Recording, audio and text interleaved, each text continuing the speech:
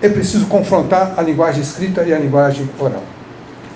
O Olson, depois vou passar uns trechinhos dele, né? Ele vai apontar alguns aspectos que mostram essa inversão de relação entre a linguagem escrita e a linguagem oral. Entre esses aspectos, ele vai apontar a linguagem, o conceito de palavra. O conceito de palavra, para nós que ensinamos, parece pré-existente na linguagem oral. Parece que as crianças já têm esse conceito de palavra. Mas, na verdade, o conceito de palavra foi dado pela linguagem escrita. Ao longo da história, da leitura, nós sabemos, né, que a maneira de escrever e a maneira de se ler, né, a maneira de se registrar a escrita no papel era sem espaços. Quando o homem consegue encontrar o espaço entre as palavras, na verdade ele começa a recortar a frase, recortar os conceitos, e de uma maneira provisória, até chegar às categorias que nós temos hoje. Quando o homem faz isso, ele tenta encontrar o conceito de palavra. A escrita dá o conceito de palavra à linguagem oral. Do mesmo modo, diz ele, e a gente pode pensar, né, aqui, que o que é a letra? Quando a criança, a gente parte do princípio também de que as crianças têm a tal da consciência fonológica, não é? Que depois é só encontrar a letra correspondente. Mas será que não é o inverso? Será que não é porque a criança, nós ensinamos as letras, que as crianças vão procurar, possivelmente, um som correspondente àquela letra? Será que o conceito, então, de som, de fonema, como nós, né, chamamos em linguística, não é orientado pela letra da linguagem escrita? Para nós sempre a linearidade vem da oralidade para a escrita. E se nós olharmos o inverso, nós podemos repensar, refletir sobre outras possibilidades. Como o conceito de frase também, de período, não está na linguagem oral. É a linguagem escrita que organiza a linguagem oral. E, do mesmo modo, podemos pensar nos gêneros. Os gêneros da linguagem escrita organizam os gêneros da linguagem oral. O que nós temos parece que é um caminho inverso. E, normalmente, na escola, nós acreditamos que tudo isso é pré-existente na linguagem oral, que basta colocar na escrita, que ela vai refletir tudo o que se fala na linguagem oral. Se nós queremos ensinar para as crianças a linguagem escrita, é preciso ver a especificidade, analisar a especificidade da linguagem escrita. Cada uma tem a sua materialidade específica. Uma sonora, outra gráfica. Mas nem sempre esse critério é o único para definir o que é oral e o que é escrita. Existem outros aspectos, outras questões. Por exemplo, o que eu estou falando aqui, não é? Parece uma linguagem oral, porque eu estou usando o som, dizendo, não é? Emitindo sons, cadeias sonoras. Mas eu estou tendo cuidado de elaborar de uma maneira que se aproxime de uma linguagem escrita. Porque eu escrevi, dou uma olhada de vez em quando aqui, tento respeitar a construção da linguagem escrita. Então, nem sempre a materialidade é distintiva, só porque uma é oral e a outra é gráfica. Mas, eu diria que, com o Olson, que a própria sintaxe da escrita e a própria gramática da escrita é que orienta a linguagem oral. As categorias gramaticais, a descrição da sintaxe, tudo parte da escrita. E com essas categorias é que nós vamos analisar a linguagem oral. Eu me lembro de há uns 2 anos atrás, eu me encontrei com um velho professor aqui em Goiânia, num evento da linguística, né, a professora Taliba Teixeira de Castilho, e desde a graduação, e faz tempo que eu fiz a graduação, né, foi em 1969, né, até 72, o Taliba já trabalhava com a linguagem oral, ele tentava descrever a norma culta do português falado no Brasil. E há pouco tempo ele e mais o seu grupo, né, eles editaram uma gramática do português oral no Brasil. E se eles editam a gramática do português oral, ele gastou a vida dele todinha trabalhando em cima do português oral e da gramática do português oral. É porque a gramática da linguagem escrita parece que estava já, não é, quase pronta, e era preciso investigar a gramática da oralidade, que é diferente da escrita.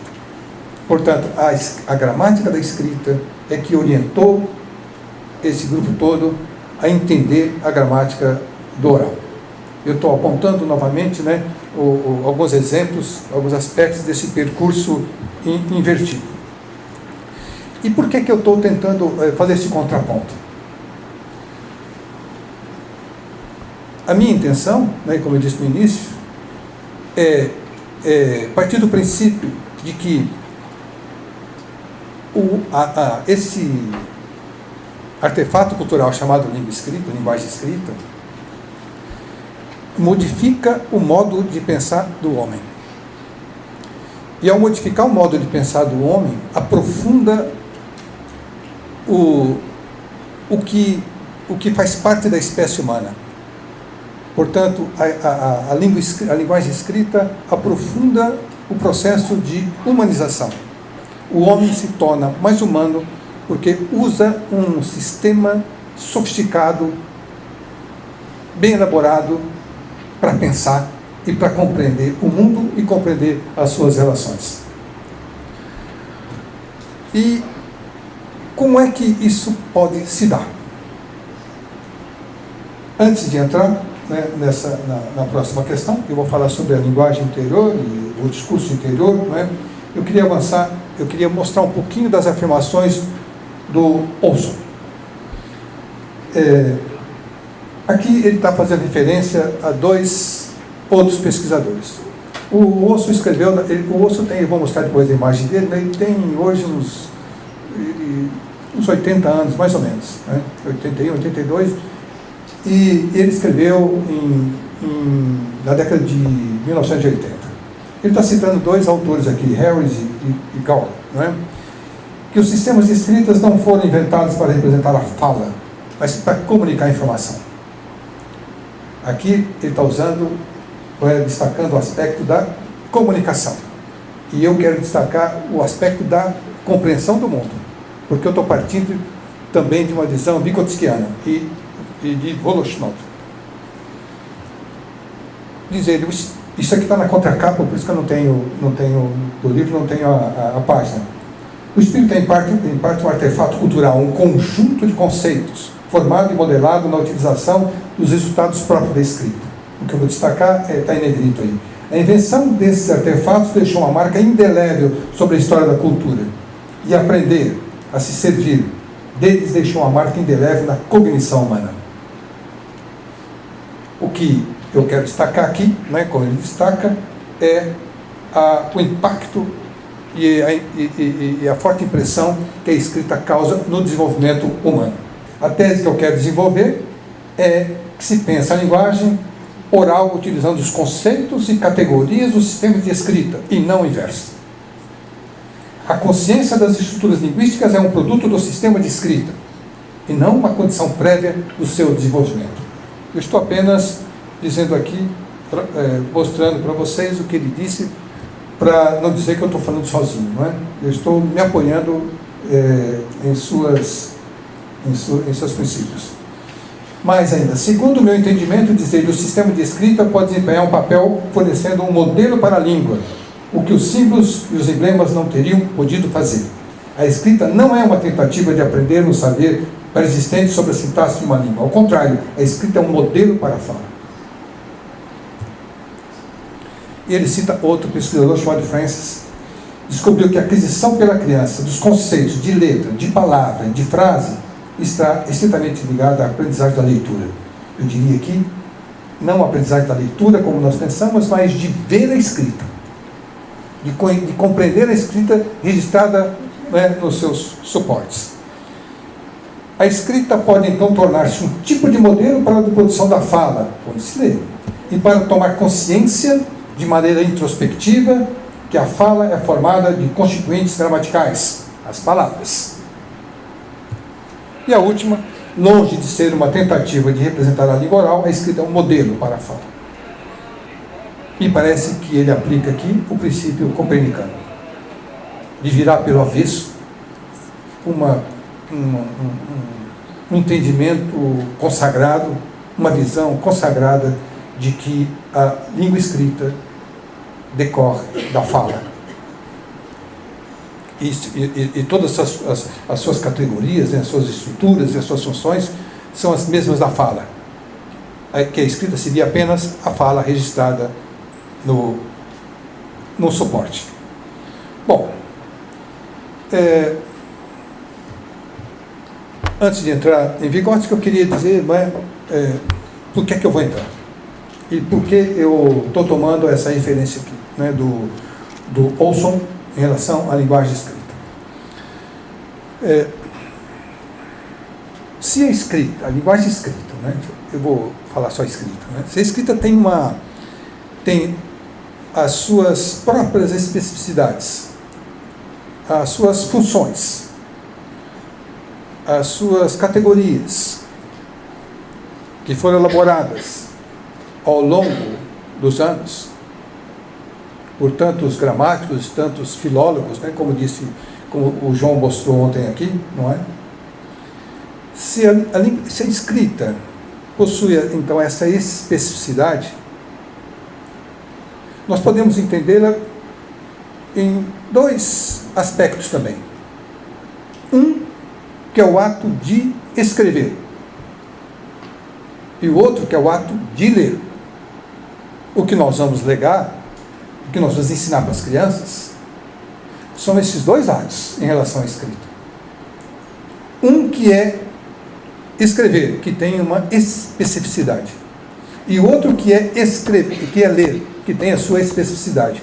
Escrever e ler são dois atos culturais que o homem inventou, tendo como referência um sistema simbólico, um artefato cultural, um instrumento cultural, que é a escrita.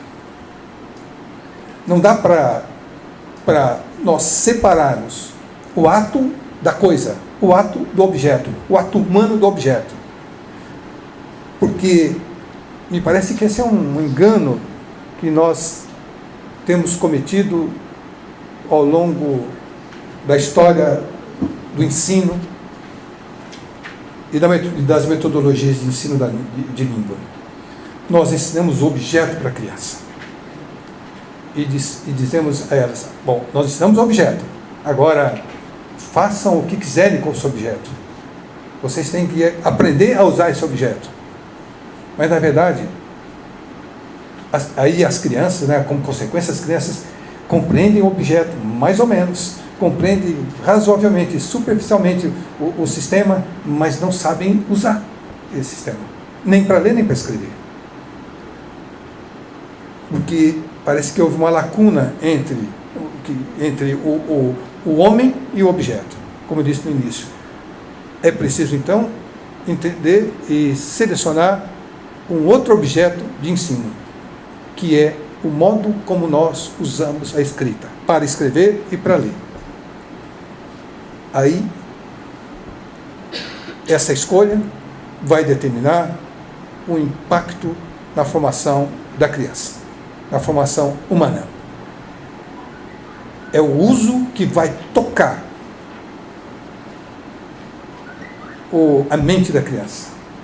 É o uso para escrever e para ler que vai modificar o modo de pensar de uma criança que ingressa no mundo oral, mas precisa passar para o mundo escrito, o mundo gráfico, para melhor compreender esse mundo e as relações humanas.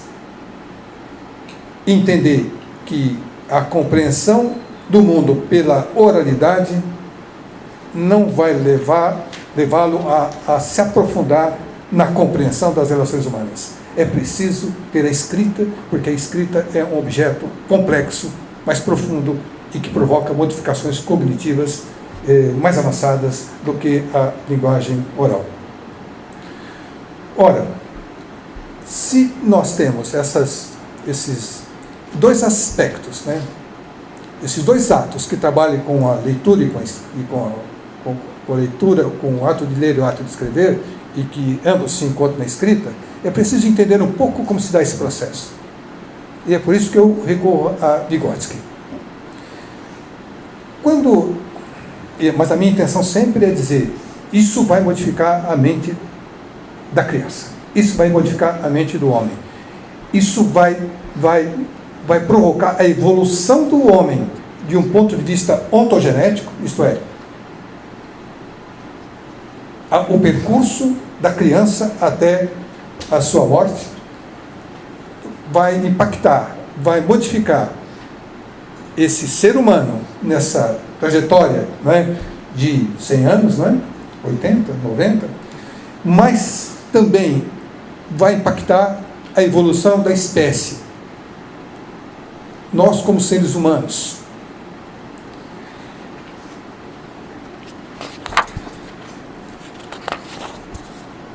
E, desse ponto de vista, Vygotsky nos traz uma discussão sobre a linguagem interior ou discurso interior. Mas ele não inventou isso. Quem dizia isso era um linguista russo, de quem ele bebeu algumas informações e aceitou, não é, algumas reflexões desse linguista que se chamava Jakubinsky. Então, Jakubinsky já falava na linguagem interior, não é? Eu vou ver se eu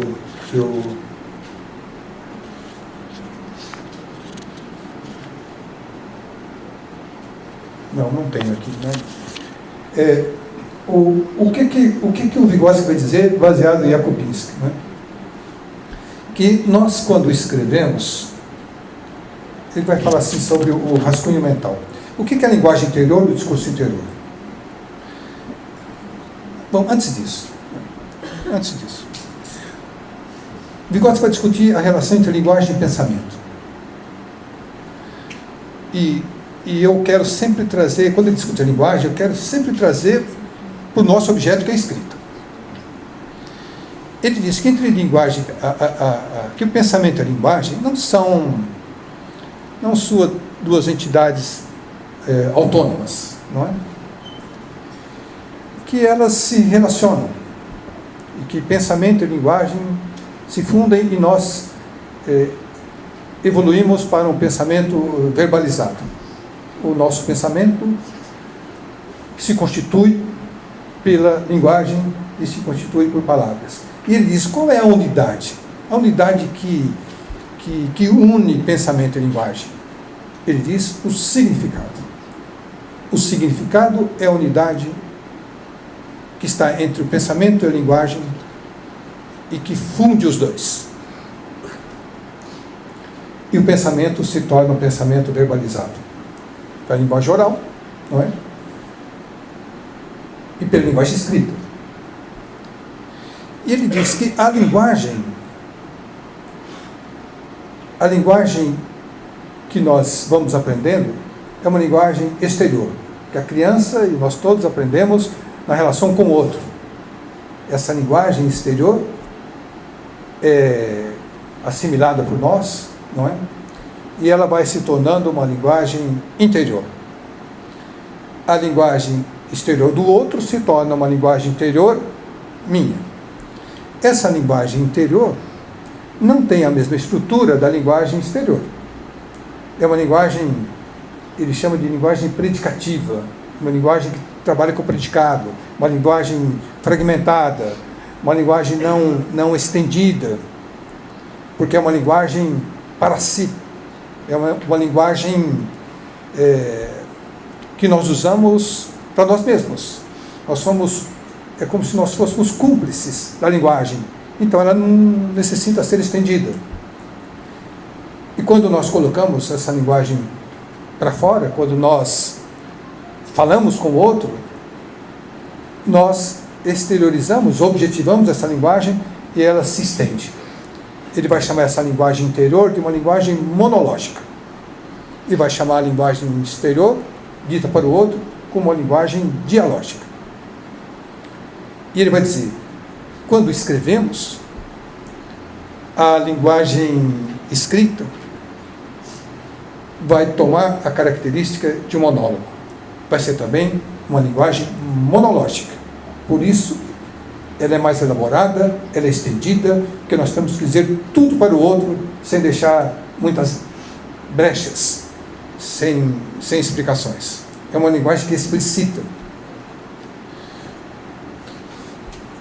Quando ele toma a linguagem escrita como uma linguagem monológica, ele vai tomar esses conceitos que vêm também de outros linguistas, de um linguista principalmente, um linguista russo chamado Scherba, né, que ele também tem como referência. E o Scherba dizia que o diálogo é natural e o monólogo é mais artificial. O diálogo faz parte da natureza humana e o monólogo não, exige um pouco mais de reflexão. Então ele vai dizer que o diálogo é mais artificial.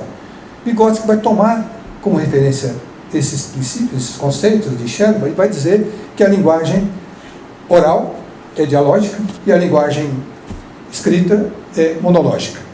Por isso, muito mais difícil para a criança, não é? Porque a criança vai ter que aprender uma linguagem que aparentemente não é natural, que é a linguagem escrita. Portanto, mais elaborada e mais sofisticada.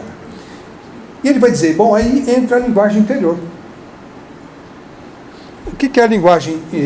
Qual é o papel da linguagem interior ou do discurso interior, né, na elaboração da escrita, da linguagem escrita? Ele diz, a linguagem interior, monológica, portanto, tal como a escrita, vai servir como um rascunho mental. É ali que a criança pensa, que lida com os conceitos, lida com as informações da escrita, para transformar uma linguagem interior, monológica, numa linguagem exterior, escrita, também monológica. Esse conceito não vai ser o mesmo do Voloshinov. Eu já vou apontar. A gente tem que contrapor os dois, né? Porque sempre é bom fazer o contraponto para não ficar só com o autor. É nesse momento, então, né? E a Kubinsky também fala, né, do rascunho mental. Não foi o Vygotsky que falou pela primeira vez, né?